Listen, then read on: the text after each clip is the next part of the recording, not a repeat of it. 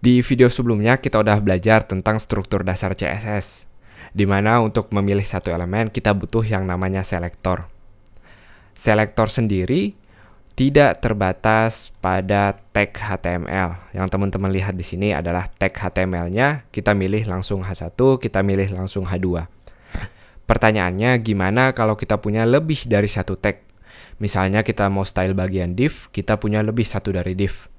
Misalnya kita mau tag bagian A, kita punya lebih dari satu tag A. Untuk itu kita akan belajar dua atribut sekarang. Atribut pertama namanya ID dan atribut kedua namanya class. Ini adalah atribut pada HTML di mana kita kayak ngasih nama ke elemen HTML kita. Jadi masing-masing elemen HTML kita nanti yang mau kita style khusus akan punya nama sendiri. Makanya nanti kita nggak ada tabrakan. Jadi kalau kita mau style tag A hanya bagian home aja, kita nggak akan tabrakan untuk menghias bagian member dan juga bagian kontak di sini. Sekali lagi, untuk itu kita akan menggunakan dua atribut, yaitu atribut ID dan juga atribut class. Langsung kita mulai. Perbedaannya sendiri, atribut ID biasanya kita gunakan untuk spesifik kalau kita cuma punya satu elemen aja. Maksudnya misalnya saya mau ngasih style hanya untuk bagian home ini aja, nggak buat yang lain. Di sini saya akan ngasih ID dan juga namanya. Tapi kalau kita mau ngasih ke beberapa stylenya langsung sama, misalnya saya mau ngasih semua warna menu ini warna merah, maka di sini saya akan pakai class.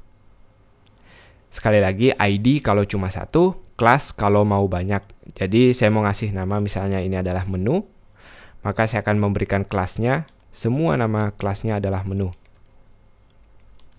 Jadi class digunakan untuk beberapa. Cara milihnya sendiri nggak seperti tag di mana kita nulis langsung. Di sini kita nggak nulis langsung menu seperti ini, tapi kita butuh tanda titik untuk kelas. Jadi untuk memilih kelas, kita butuh titik lalu namanya. Kita akan buktikan apakah sudah terpilih dengan memberikan warna merah.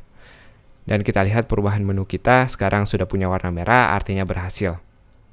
Itu dia untuk memilih kelas pada CSS. Kita akan lanjut ke bagian kedua, yaitu ID.